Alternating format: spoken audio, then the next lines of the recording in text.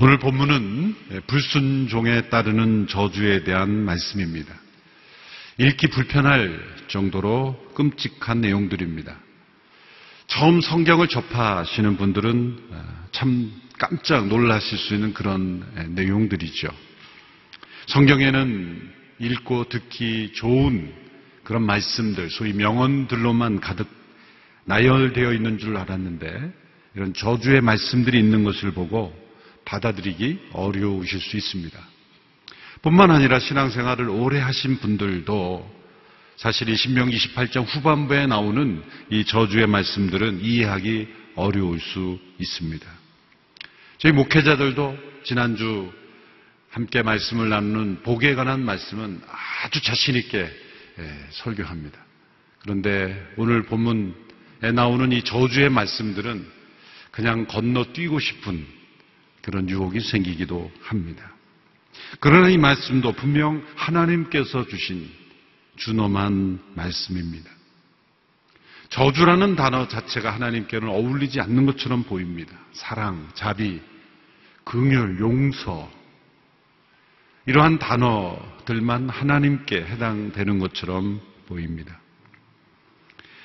영국의 무신론자 리차드 도킨스라는 분이 쓴 만들어진 신이라는 책에서 구약의 하나님이 바로 이런 모습 때문에 성경을 믿을 수 없고 받아들일 수 없는 책이라 그렇게 혹평을 했죠. 그중에 한 글을 읽어보면 이런 글을 썼습니다. 구약 성경에 나오는 하나님은 틀림없이 허구에 등장하는 모든 인물 중에서 가장 불쾌한 인물이다. 공공연하게 질투하고 옹졸하고 부당하고 용서를 모르는 권위적 인물인데다 복수심이 강하고 피에 굶주린 종종 말살자이며 여자와 동성애를 혐오하며 인종차별주의자며 영아를 살해하고 심지어 자식까지도 살해하는 인물이다.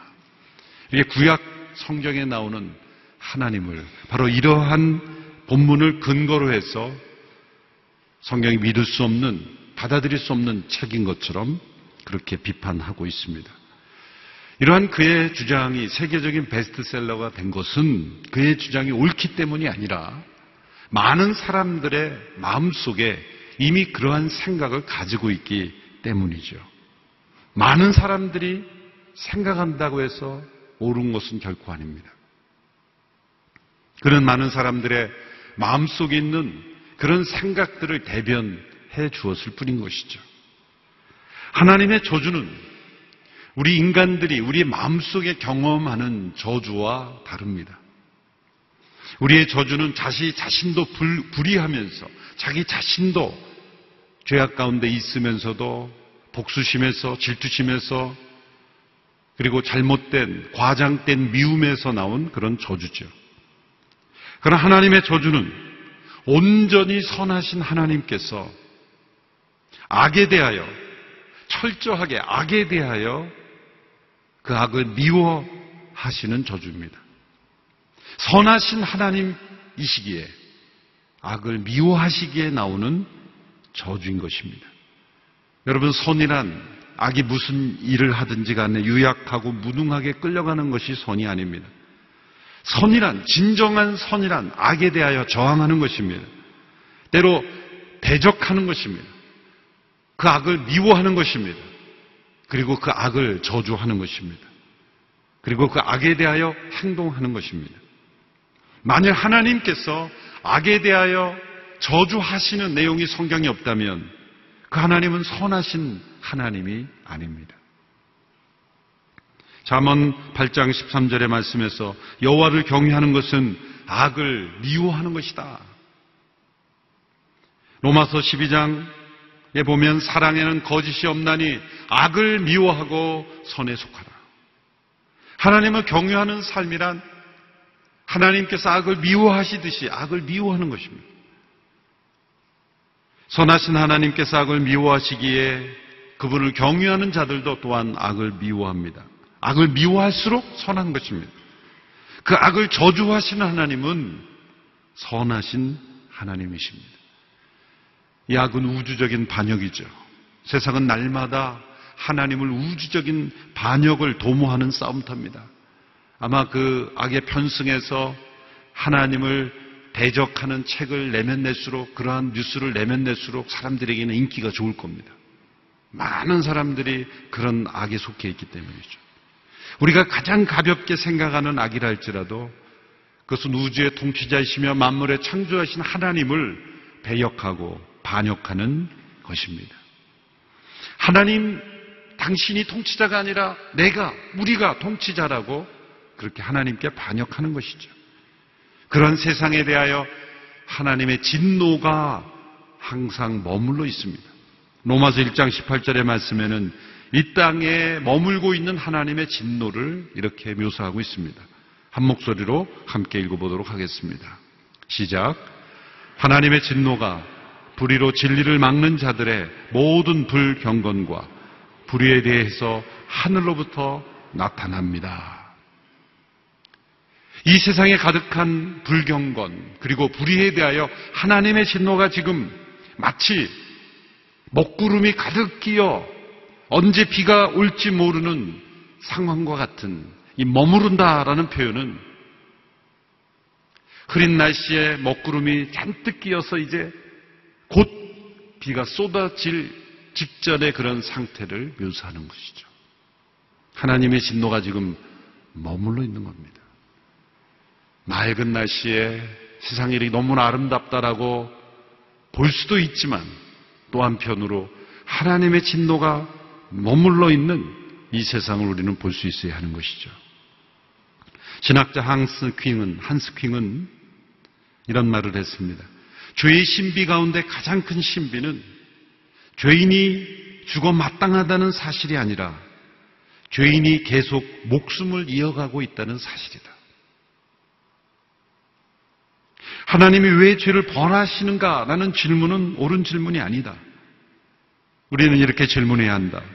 왜 하나님께서 인간의 반역을 계속 용납하시는가? 그것이 더 옳은 질문이다. 남북 전쟁 당시에 미국 대통령이었던 아브라함 링컨은 재선에 취임한 연설에서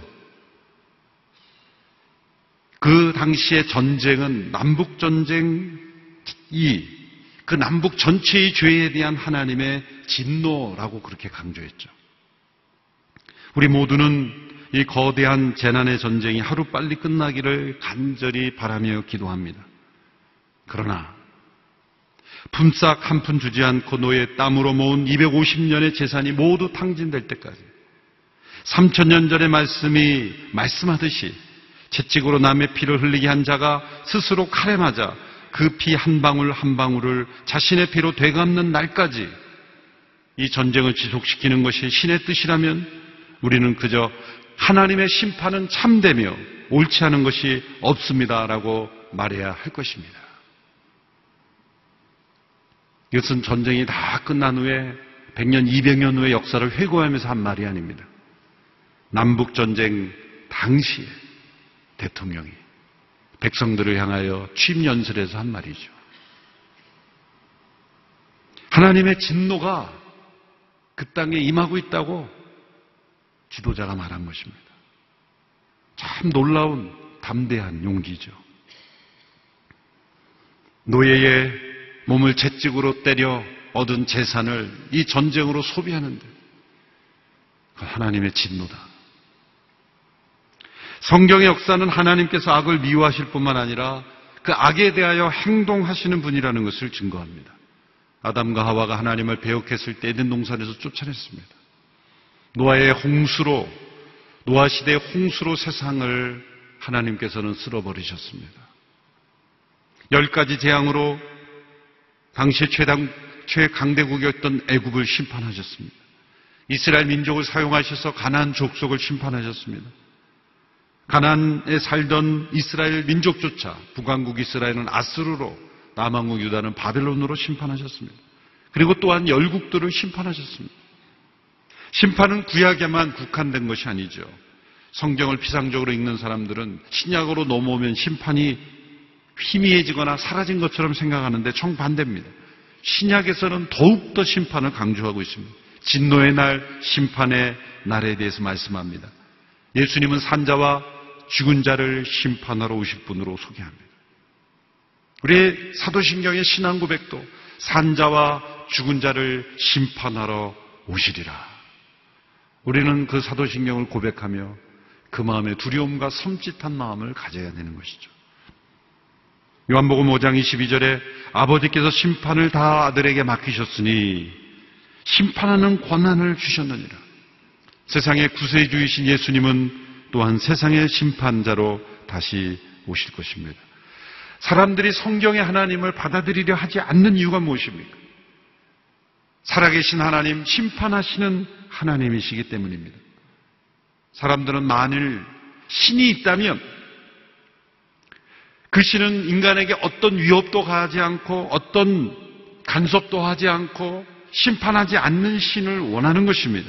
그래서 만들어진 신이 범신론, 팬테이즘, 범신론입니다. 신은 있다고 믿지만 신은 산에도 있고 들에도 있고 각양각색의 모양으로 만물에 그저 내지하는 신일 뿐이다. 아무 일도 하지 않고 인간에게 아무 요구도 하지 않고 어떤 인간에게 옳고 그름을 요구하지 않고 그저 사람들이 원하는 대로 필요할 때 마치 선반 위에 있는 책처럼 찬장에 있는 그런 그릇처럼 필요할 때만 쓰고 인간이 중심이 돼서 인간의 도움만 주는 그런 신. 인간이 복종하고 순종하고 심판받아야 될 신이 아니라 인간이 좌지우지할 수 있는 그런 신을 만든 거죠. 이것이 진짜 만들어진 신입니다. 그러나 진정한 하나님은 만물을 창조하신 하나님이며 만물을 통치하신 하나님이며 만물을 간섭하시는 하나님이며 그리고 그 만물을 심판하시는 하나님이며 그러나 그 만물 가운데 구속하시는 하나님이십니다. 악에 대하여 심판하시는 하나님이십니다. 그리고 불순종에 대하여 저주하시는 하나님이십니다. 오늘 보면 신명기 28장 15절 이하의 말씀은 지난주에 살펴본 순종하는 사람들에게 주신 복의 내용, 그 복의 내용을 정반대로 바꾼 것입니다. 순종이라는 단어를 불순종으로, 복이라는 단어를 저주로 바꾸면 정확하게 동일한 내용이죠. 오늘 보면 15절의 말씀을 함께 읽어보겠습니다. 시작. 그러나 만약 내가 내 하나님 여호와께 순종하지 않고 내가 오늘 내게 주는 그분의 모든 명령과 규례를 삼가 따르지 않으면 이 모든 저주들이 내게 닥쳐 너를 덮칠 것이다. 우리가 지난주에 살펴본 너희들이 만일 이 모든 명령에 순종하면 너희들은 이런 복을 받을 것이다. 들어와도 복을 받고 나가도 복을 받고 내 광주리와 떡 반죽국의 그릇 복이 임할 것이며 머리가 되지 아니하고 머리가 되고 꼬리가 되지 아니하는 그런 모든 복들을 다 뒤집으면 됩니다. 들어와도 저주를 받고 나가도 저주를 받고 머리가 되지 아니하고 꼬리가 되며 내 광주리와 떡 반죽 그릇에 저주가 임할 것입니다. 그런 모든 저주들. 그런데 놀라운 것은 그 복에 관한 말씀보다 이 저주에 관한 말씀이 3배나 많다는 거예요. 복에 관한 말씀은 14구절인데 저주에 관한 말씀은 54구절이나 돼요. 3배나 많습니다. 하나님께서 저주하기를 좋아하시는 분이기 때문이 아닙니다. 그것은 인간들이 순종할 가능성보다 불순종할 가능성이 훨씬 더 많다는 거예요. 복에 이르는 삶으로 나아가는 데는 많은 노력이 필요하지만 저주로 나아가는 삶에는 노력이 필요 없이 쉽게 빠져든다는 거예요. 세상에는 우리를 저주의 삶으로 인도하는 요소들이 너무나 많다는 것입니다. 하나님의 백성들이 선택해야 하는 길은 넓은 길이 아니라 좁은 길이다라는 것을 말씀해주고 있는 것이죠. 시편에 많은 신앙의 고백들, 하나님을 향한 찬양, 간구들이 있지만 사실 가장 많은 것은 순종하는 자에 대한 주어지는 복과 악에 대한 하나님의 저주, 그것이 가장 많은 내용을 시편에도 포함하고 있습니다. 그런데 이런 저주에 대한 말씀들은 이런 저주가 결정되었다는 것이 아니라 우리가 그러한 저주를 향하지 않도록 막기를 원하는 마음으로 미리 경고를 주시는 하나님의 사랑의 경고라는 것을 우리는 알아야 합니다. 하나님께서는 이런 소름 끼친 저주를 퍼붓기를 좋아하시는 분이 아닙니다. 더 많은 저주의 말씀 예언을 주신 것은 그만큼 우리를 더 사랑하시고 보호하시기 원하셔서 강력하게 경고하시는 것입니다. 사랑에서 나온 경고의 말씀들이죠. 이 경고의 말씀들을 보면 이 축복의 단락과 마찬가지로 생활의 전 영역을 다 포함하고 있습니다. 개인과 가정, 경제, 사회, 나라 전체, 민족 전체, 그리고 생물들의 세계에 이르기까지 하나님의 저주는 광범위하게 주어집니다. 28장 45절의 말씀을 함께 보십시오. 28장 45절 시작. 이 모든 저주들이 내게 닥칠 것이다. 그 저주들이 너를 따라가 내가 멸망할 때까지 너를 따라잡을 것이다. 내가 내 하나님 여호와께 순종하지 않았고 그분이 내게 주신 그 명령과 규례를 지키지 않았기 때문이다. 결코 피할 수 없는, 눈 감을 수 없는, 그리고 벗어날 수 없는 하나님의 강력한 저주가 임할 것이다.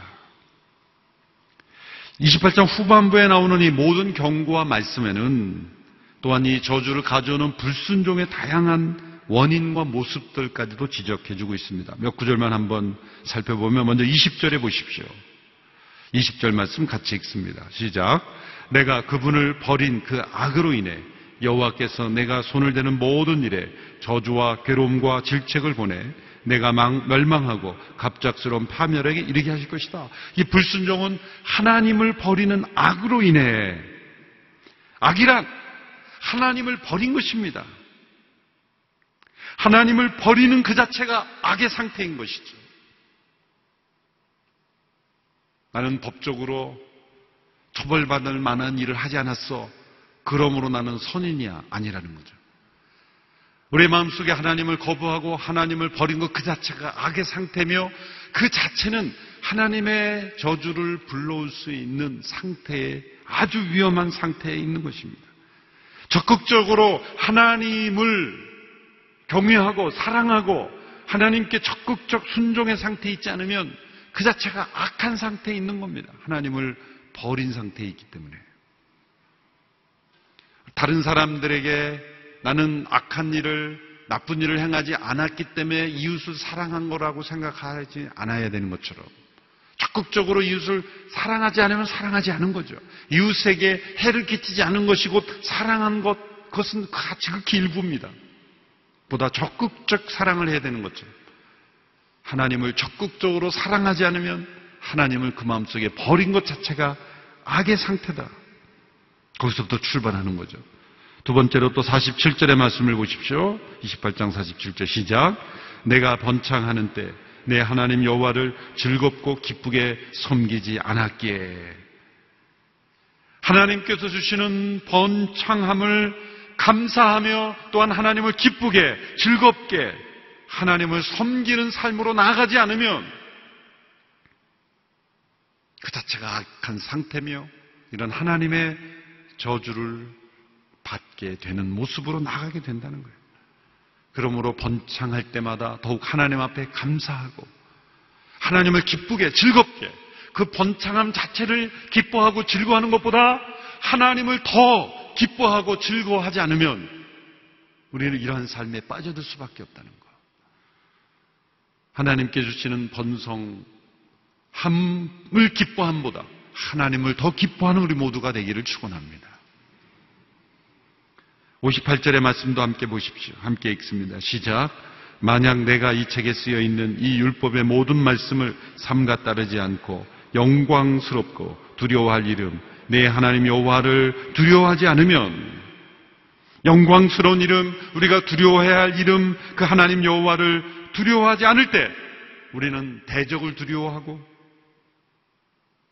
대적에게 복종하는 삶을 살고 있는 겁니다. 영광스러운 이름을 높이지 않을 때 우리는 수치스러운 이름으로 뒤집어쓰게 될 것입니다. 이러한 원인들이 있기에 우리의 삶 속에 하나님의 진노가 머물러 있는, 만약 우리의 삶 속에 하나님을 버린 상태로, 여러분 마음속에 하나님을 버린 상태로 예배 주소 열심히 잘 할 수 있어요. 많은 액티비티도 열심히 할 수 있습니다. 하나님께서는 번성함으로 하나님을 기쁘게 즐겁게 섬기지 않으면서도 교회 직분자로 살 수 있어요. 하나님의 영광스러운 이름, 두려워야 될 이름을 진심으로 높이지 않으면서도, 자기의 이름을 높이면서도 영적 지도자라고 말할 수도 있어요. 그 모든 것이 하나님의 진노 가운데 있는 겁니다. 이러한 불순종에 대한 저주와 경고들은 하나님께서 그 저주를 기뻐하시는 것이 아니라 경고라고 했습니다.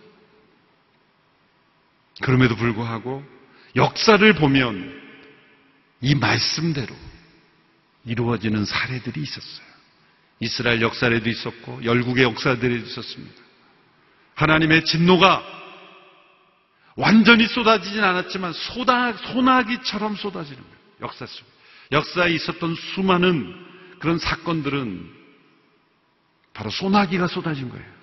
그러나 아직 하나님의 진노의 근원은 다 쏟아지지 않은 거예요. 그러면 이 문제를 어떻게 해결하겠습니까? 이 불순종에 대한 저주와 심판의 경고들이 우리 구세주신 예수 그리스도 안에서 우리는 이것을 어떻게 해석해야 합니까? 하나님께서는 이렇게 악을 미워하시고 우리에게 저주의 경고만 하시는 분이 아니라 하나님은 이 악을 처리하시는 분이십니다. 이 세상에 가득한 이 진노의 먹구름을 하나님은 해결하시는 분입니다. 그것이 바로 예수님의 십자가와 부활입니다. 하나님 그분도 진노의 먹구름으로 이 세상 위에 진노의 먹구름으로 가득 찬 것을 원치 않으시는 거예요. 우리에게도 그 진노가 쏟아지는 것을, 이 저주가 쏟아지는 것을 원치 않으시는 겁니다.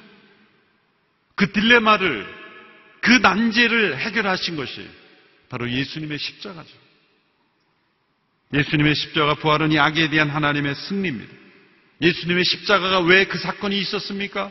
이 세상에 끔찍한 악에 의하여 이루어진 사건입니다. 예수님은 십자가에서 정치, 경제, 문화, 도덕, 종교, 영적인 모든 영역으로부터 가득한 악의 결과를 담당하신 거예요. 그 악의 모든 결과를 십자가에서 못 박히심으로 받아내신 것입니다. 근데 그것은 그분 한 분의 죽음이 아니었다는 거예요. 한 의로운 사람의 죽음으로 끝나는 사건이 아니었다는 거죠. 놀라운 것은 그분의 신분이 바로 그 진노하시는 하나님의 아들이셨고 그 진노하시는 하나님께서 내리신 해결책이셨다는 거죠. 골로새서 2장 14절 15절의 말씀을 보십시오. 같이 한 목소리로 읽겠습니다. 시작. 하나님께서는 우리를 거슬러 대적하는 조문들이 담긴 재무증서를 제거하시고 그것을 십자가에 못 박아 우리 가운데서 없애버리셨습니다. 또한 십자가로 권력들과 권세들을 무장해제시키시고 그들을 공개적인 구경거리가 되게 하셨습니다. 우리를 거슬러 대적하는 이 채무증서들을 제거하셨다. 이 채무증서라는 건 뭡니까? 우리가 지불해야 될 죄악의 대가들, 우리에게 쏟아부어야 될 그 진노의 소나기들을 다 제거하셨다는 거예요.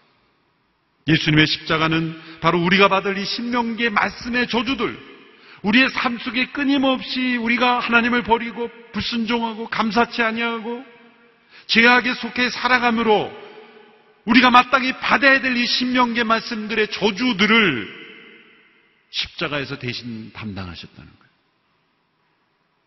십자가의 죽음은 우리에게 쏟아지는 이 악의 권세들을 무력화시킨 사건이다. 성육신하신 그분의 몸에 이 세상의 최악의 일들을 행하시도록 허용하심으로써 그 악을 처리하신 사건이다.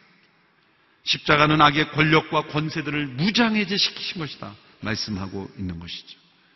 악에 대한 모든 하나님의 저주를 그분의 몸으로 짊어지셨기에 예수님과 함께 십자가에 못 박힌 자들은 이 신명기 28장의 저주가 이미 처리된 것으로 하나님께서 여기시는 것입니다.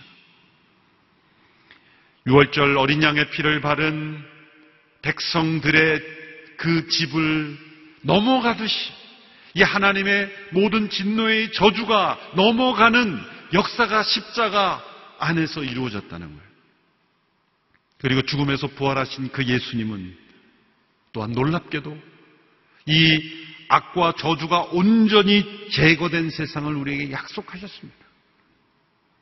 악이 없는 세상은 세상이 점점 좋아져서 발전되어서 과학기술이 발전돼서 인공지능이 나오면 오는 도래하는 세상이 아닙니다.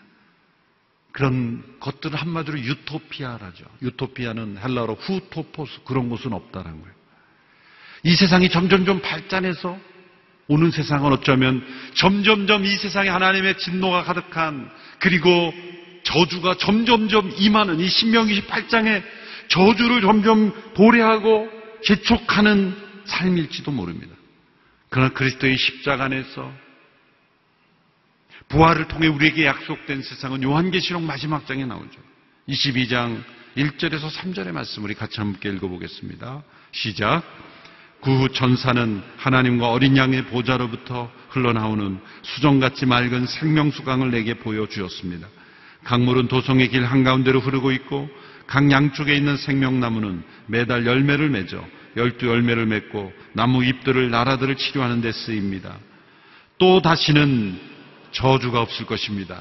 하나님과 어린 양의 보좌가 도성에 있고 그의 종들이 하나님을 섬길 것입니다. 또 다시는 저주가 없을 것입니다. 저주가 없는 것. 신명기 28장에 끊임없이 이렇게 경고했지만 역사 속에 이 저주들이 쏟아졌어요. 이 저주할 수밖에 없는 이 세상, 하나님의 진노 가운데 처해 있는 이 세상, 살아날 길은 바로 십자가를 붙잡는 거예요. 그 십자가 안에서 하나님의 진노가 해결되었고 그 모든 악의 세력이 무장해지게 되었기 때문에 그 십자가를 통해서 부활의 영광스러움을 통해서 우리에게 약속된 저주가 없는 곳, 그 악의 저주가 사라진 곳을 우리에게 약속하셨다. 그리스도의 부활하심을 통해 우리에게 허락된 부활을 통해서만, 예수님의 부활과 같은 그 부활을 통해서만 갈 수 있는 그곳, 그것이 저주가 없는 곳입니다. 저주가 없다는 건 배반이 없다는 것이고 악이 없다는 겁니다. 악이 완전히 소멸되고 처리된 곳이라는 거예요. 새하늘과 새 땅은 저주가 없는 곳입니다. 악의 저주가 없는 곳, 악의 권세가 사라진 곳이기 때문입니다. 어린 양 그리스도의 보혈로 구속받은 이들, 영화롭게 된 이들, 더 이상 죽음이 없는 영원한 생명 가운데 하나님만을 온전히 섬기는 나라, 그것이 우리에게 약속되었습니다. 하나님은 악을 미워하시는 분만이 아닙니다. 악을 저주하시는 분만이 아닙니다. 악을 처리하시는 분입니다. 그리고 그 저주를 해결하시는 분이에요. 하나님의 끝은 저주가 아니라 저주가 없는 곳입니다. 하나님은 이 땅의 악과 저주를 그리스도의 십자가로 해결하시고 그리고 영광스러운 나라를 우리에게 약속하셨습니다. 그래서 리차드 도킨스라는 분이 쓴 그 책은 틀린 책이에요. 성경을 끝까지 안 읽은 책이에요. 부분만 읽은 책이에요. 아마 누군가 자신의 책을 부분만 가지고 인용해서 말하면 이거 잘못된 책이라고 비판할 겁니다. 똑똑한 것 같지만 바보 같은 사람이죠. 그분이 한국말을 모르니까 뭐 이런 말로 저를 고소하진 않겠죠. 우리는 그리스도 안에서 악에 대한 모든 율법의 저주를 처리하고 이 새로운 나라를 허락하신 백성으로 이 땅을 살아가는 거예요. 아직도 이 땅에는 그런 악들이 있고 그리고 악에 대한 하나님의 저주가 있고 하나님의 진노가 머무르는 이 땅 가운데 우리는 살아가고 있어요. 우리는 이 중복적인 삶을 살아가고 있어요. 이 땅을 살아가며 우리는 악을 미워하고 하나님이 악을 저주하듯이 악을 저주하며 악에 속한 사람들을 구원하시는 일에 참여하며 이 땅을 살아가고 있는 거예요. 그리스도의 십자가를 통해 악의 모든 권세를 깨트리시고 승리하심을 통해서만 우리는 악을 이길 수 있습니다. 다시는 저주가 없는 그 천국을 날마다 소망하며 이 땅에서 악에 대하여 승리하며 살아가는 우리 모두가 되기를 주님의 이름으로 축원합니다. 기도하겠습니다. 악을 미워하시고 저주하실 뿐만 아니라 악을 처리하시고 승리하신 하나님을 찬양합니다. 우리의 삶 속에도 이러한 승리가 날마다 넘치게 하여 주옵소서. 악을 우리도 미워하게 하여 주시고 선에 속한 삶을 살아갈 뿐만 아니라 다시는 저주가 없는 영원한 나라를 소망하며 승리하며 살아가는 우리 모두가 되게 하여 주시옵소서. 예수님의 이름으로 기도합나이다.